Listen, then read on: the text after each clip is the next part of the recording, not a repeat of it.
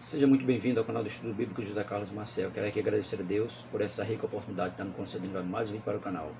Mais um vídeo da lição da Escola Bíblica Dominical do segundo trimestre de 2022. Hoje, a lição 12, que tem como tema a bondade de Deus em nos atender.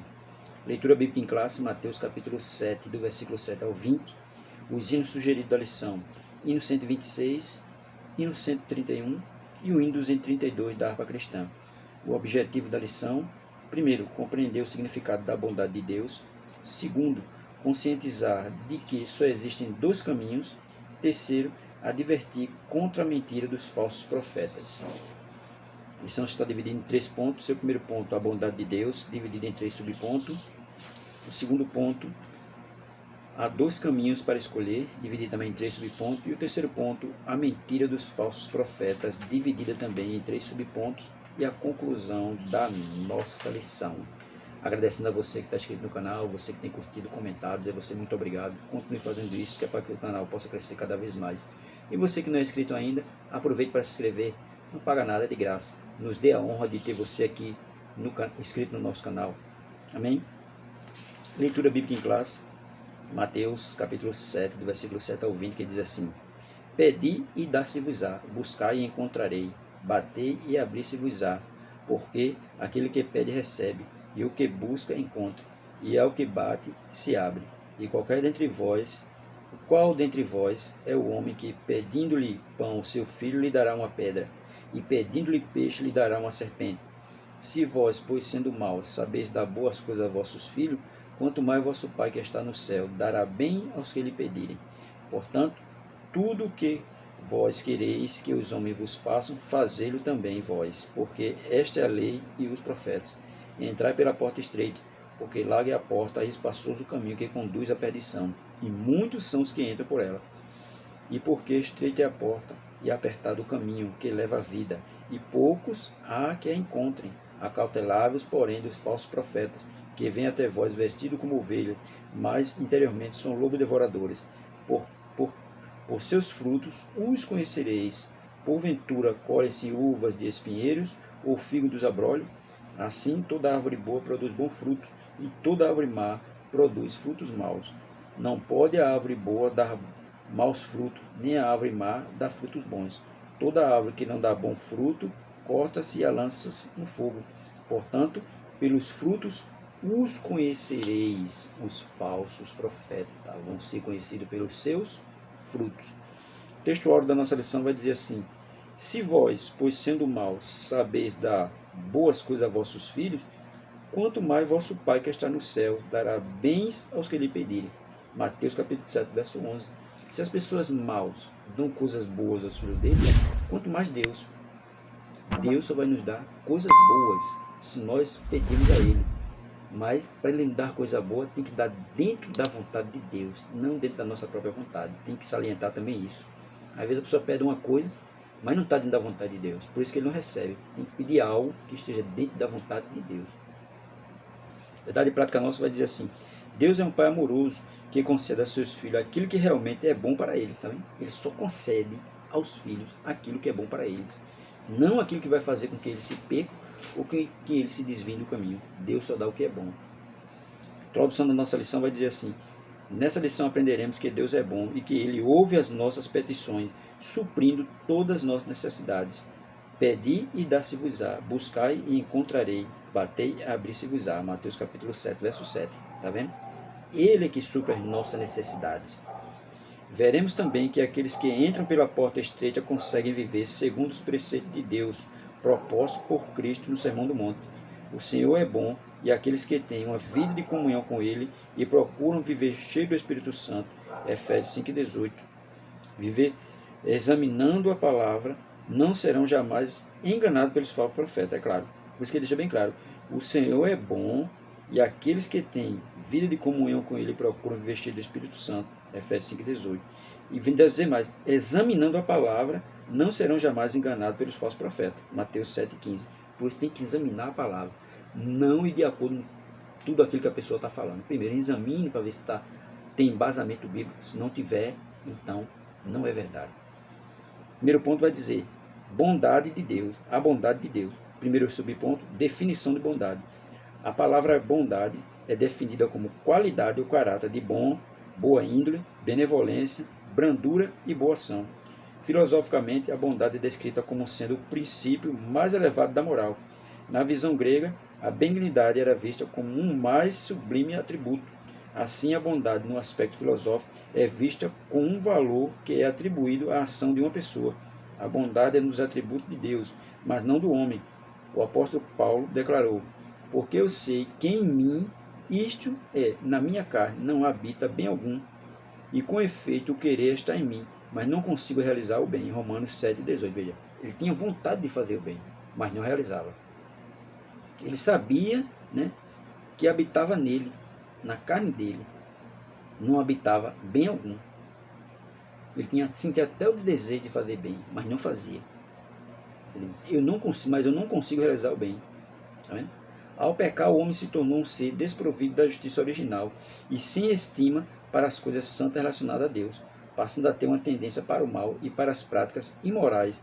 Daí a razão da ênfase de Jesus para o novo nascimento. Evangelho de João capítulo 3, verso 3, né, que vai dizer: em verdade vos digo que aquele que não nascer de novo não poderá ver o reino de Deus. Né? Precisa ter um novo nascimento, que através do novo nascimento o ser humano ele vai ser impulsionado a fazer obras boas. Aí, somente entrando pela porta estreita e pelo caminho apertado, Mateus 7,14, poderemos desfrutar da graça divina e ter a nossa natureza transformada para, de fato, fazermos o que é bom. Ele só vai fazer porque a natureza dele foi transformada. Né?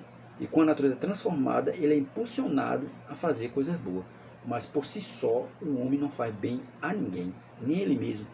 Ele só faz com a ajuda do novo nascimento e com a ajuda também do Espírito Santo, que vai estar sobre ele. Senão, ele não faz bondade para ninguém, nem para ele mesmo. Segundo subponto, a bondade de Deus no aspecto bíblico. Nas Escrituras Sagradas, a bondade é definida como a qualidade do que é bom. Êxodo, capítulo 33, versículo 19. Deus é bom por natureza. Por isso, João disse que ele é amor. Primeiro livro de João, capítulo 4, verso 8. E a fonte de toda benignidade, de modo que podemos expressar que o real e verdadeiro bem é transcendente e está em Deus. Salmo 34 e 8, é claro. Todo o amor está em Deus.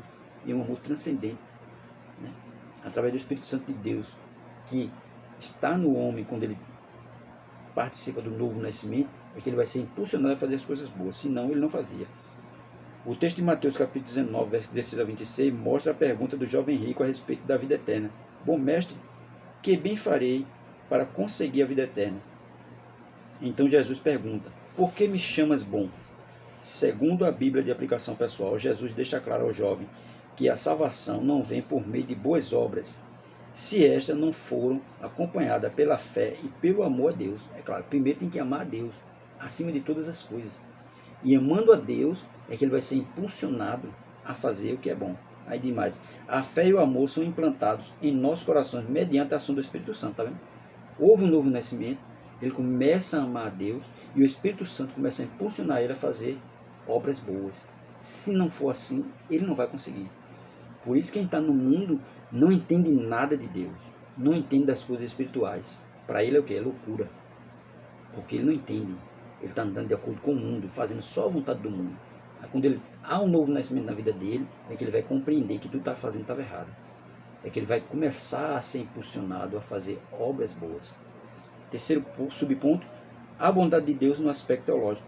Teologicamente, o termo bondade é amplo e envolve santidade, retidão, verdade, amor, benevolência, graça e misericórdia. Logo, fica evidente que apenas o Deus da Bíblia é verdadeiramente bom.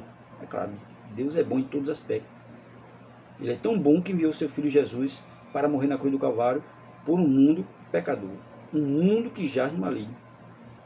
Aí diz mais, podemos ver a bondade dele no seu amor para conosco. Evangelho de João capítulo 3, verso 16. Né? Porque Deus amou o mundo de uma tal maneira que enviou o seu Filho unigênito para que todo aquele que nele crê não pereça, mas tenha vida eterna. Ali foi demonstrado todo o amor de Deus pela humanidade. Amor que revela a perfeição divina. Também podemos ver a benignidade do Senhor no seu cuidado para conosco, atendendo às nossas necessidades. Salmo 23, 1 e Mateus 7,11.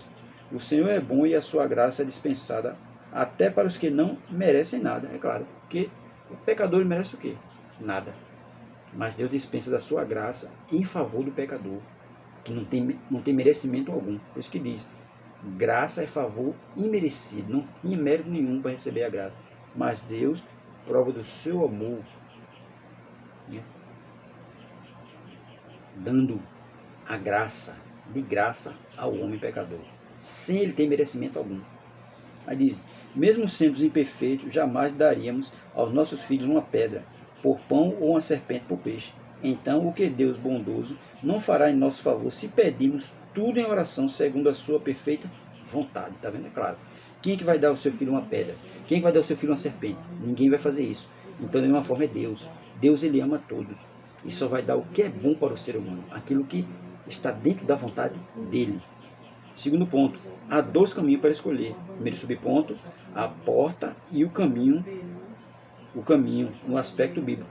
Ao apresentar as figuras da porta e do caminho no Sermão do Monte, Cristo estava dando ênfase à ação de se iniciar algo novo, uma nova comunhão.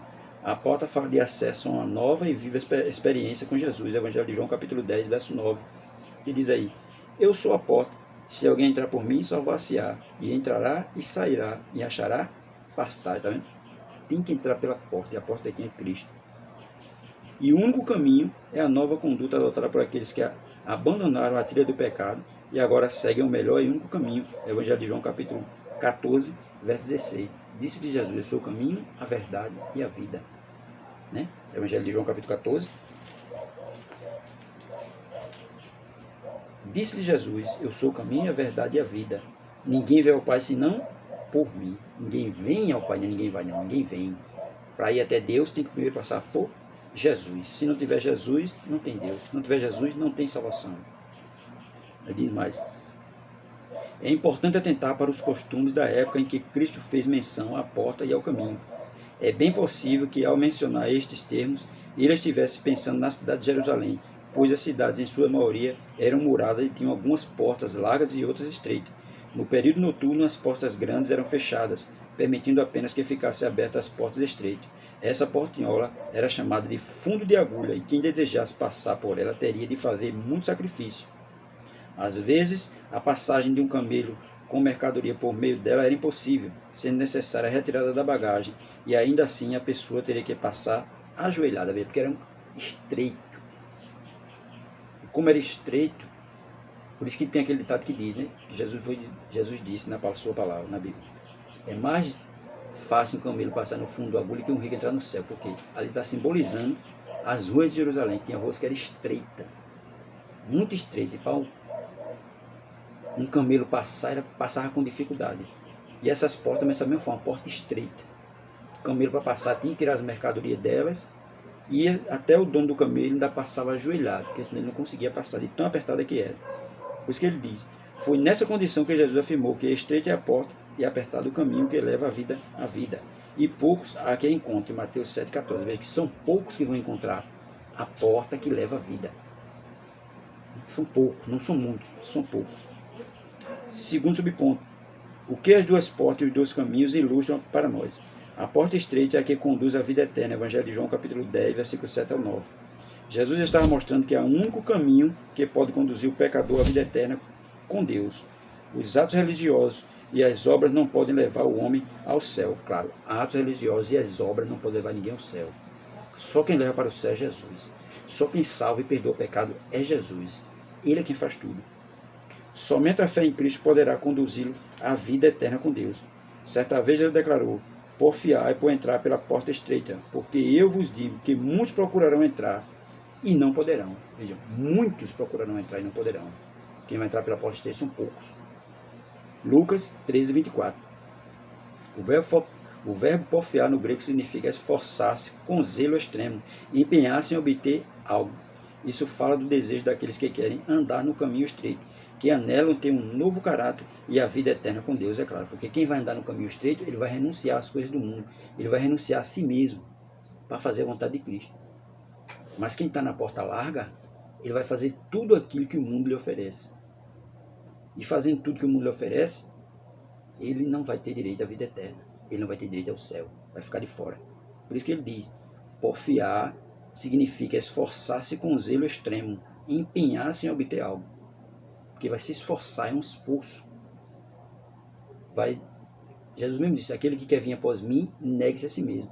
Quem está se esforçando está negando a si mesmo para fazer a vontade de Cristo. Senão, não vai ter direito à vida eterna. Terceiro subponto, a escolha entre os dois caminhos. Neste mundo só há dois caminhos a serem percorridos, o da vida e o da morte. Como bem falou o profeta Jeremias capítulo 21, versículo 8. Jeremias 21, 8, que diz assim, e a este povo dirás, assim diz o Senhor, eis que põe diante de vós o caminho da vida e o caminho da morte. Você é que vai escolher. O homem que escolhe ou o caminho da vida ou o caminho da morte. Mas dois caminhos tem aí. Um que leva para o céu e outro que leva para o inferno. Você é quem escolhe. Jesus não está obrigando ninguém a nada, não está forçando ninguém a nada. Mateus 11, 28, ele vai dizer, vinde a mim, todos vós que estáis cansados e oprimidos, e eu vos levarei. Tem que ir a ele. Ele está convidando um convite de Jesus para você. Vinde a mim, todos vós que estáis cansados e oprimidos, e eu vos guiarei. Porque o meu fardo é leve, né? E o meu jugo é suave. Ele está nos convidando. E para ele deixa bem claro, tem dois caminhos. Um do céu e um do inferno. Aí cabe a você escolher. Infelizmente a escolha de muitos é pelo caminho amplo, pois nele não há restrições. Tudo é permitido. Tá? No caminho amplo não dá restrições para nada. Tudo é permitido. Tudo pode fazer. Contudo, muitos homens e mulheres escolheram trilhar o caminho estreito, onde todas as coisas são lícitas, mas nem tudo convém. 1 Coríntios 10, 23. Pela porta larga é possível passar as obras da carne, Gálatas 5, capítulo 5, versículos 19 a 21. Na porta larga, prostituição, impureza, inimizade, porfia, peleja e todo tipo de pecado. Contudo, o destino da porta larga e do caminho espaçoso é a eternidade sem Deus. Veja aí que coisa. O destino da porta larga é esse. Eternidade sem Deus, eternidade sem Cristo. Porém, os que escolhem o caminho apertado, um dia vão morrer, um dia vão morar no céu, e serão como a luz da aurora, e como luzeiros no firmamento. Provérbio 4, 18. Ele vai estar sempre reluzente. Ele vai estar com Cristo por toda a eternidade. Enquanto quem está na porta larga vai estar sem Deus, sem Cristo, sem nada. Só tormento na eternidade. Terceiro ponto, as mentiras dos falsos profetas. Primeiro subponto, cuidado com as falsas aparências. Na advertência de Cristo contra os falsos profetas, o mestre alerta a respeito da importância de estarmos sempre vigilantes, pois além de perigosos e de seduzir os outros a erro, os falsos profetas são lobos disfarçados de ovelha. Sabemos que o lobo é predador das ovelhas e que elas têm pouca capacidade para fazer sua defesa. É claro, porque tem muitas ovelhas que vai dando ouvido a tudo que é falado, dando ouvido a todo vento de doutrina. Quando vai ver, já não tem mais jeito, já está aprisionado pelo lobo. Jesus faz menção dos falsos profetas logo depois do ensino a respeito dos dois caminhos, pois estes, com suas mentiras, acabam levando as pessoas para o caminho espaçoso que conduz à perdição. É isso que eles fazem.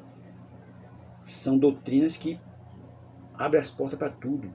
Pode se viver de várias formas, do jeito que bem entender, e termina levando o povo só para o erro, levando o povo só para a perdição. Com suas mentiras acabam levando as pessoas para o caminho espaçoso que conduz à perdição. O crente precisa ter todo o cuidado e estar constantemente em oração, buscando discernimento espiritual para não ser iludido pela boa oratória e as palavras bonitas dos que se dizem profetas, tá vendo? Os que se dizem profetas, homens de Deus, mulheres de Deus, vêm com uma palavra bonita, uma boa oratória, mas muitas vezes não são homens e não são mulheres de Deus, são apenas falsos profetas. Diz mais, e as palavras bonitas dos que se dizem profetas, mas não são. Os falsos profetas podem até parecer dóceis, mansos, se vestirem como ovelha, mas por dentro são lobos vorazes. Atos capítulo 20, versículo 29. Esses demonstram ter piedade, fazem longas orações, profetizam, mas é tudo aparência. 2 Timóteo capítulo 3, versículo 5.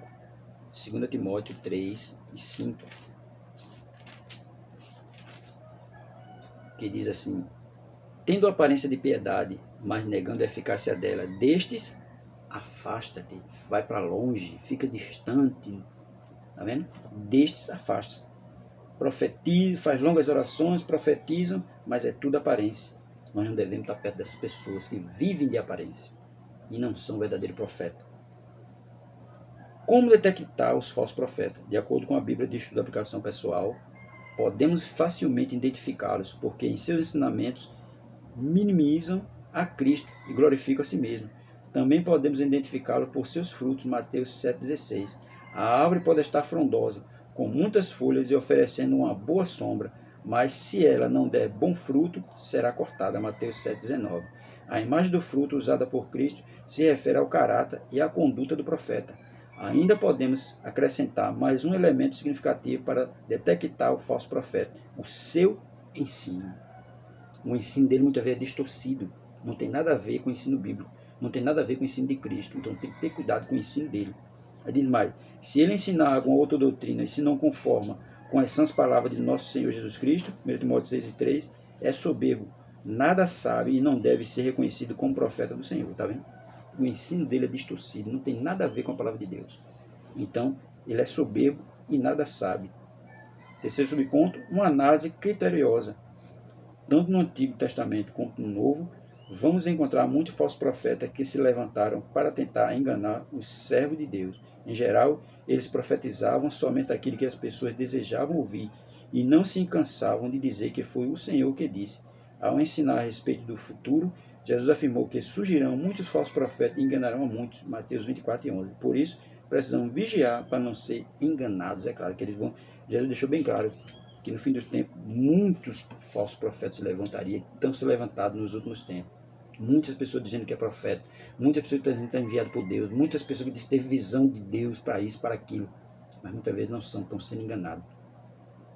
Para concluir, a Bíblia revela que Deus é bom e que Ele partilha da sua benignidade com suas criaturas, cuidando delas, quer sejam boas, quer sejam más. Mateus 5,45. Ele não somente providencia as coisas materiais para nós, mas, em especial, a nossa salvação. A salvação é resultado da graça e do amor do Pai. João 3,16. Estejamos sempre em alerta, pois existem aqueles que querem macular e adulterar os ensinos do nosso Senhor Jesus Cristo. É claro, tem esses que são chamados de falsos profetas, que só querem macular e adulterar os ensinos de Cristo. Temos que ter muito cuidado. Por isso que a Bíblia, essa lição deixa bem claro aí a bondade de Deus em nos atender, porque é Ele quem nos atende, é Ele quem nos sustenta, é Ele quem cuida de nós. Então nós temos que ser cautelosos em tudo, pedir discernimento a Deus sobre tudo, que muitos dizem que vem em nome de Deus, mas muitas vezes não é Deus que está enviando ele. Amém?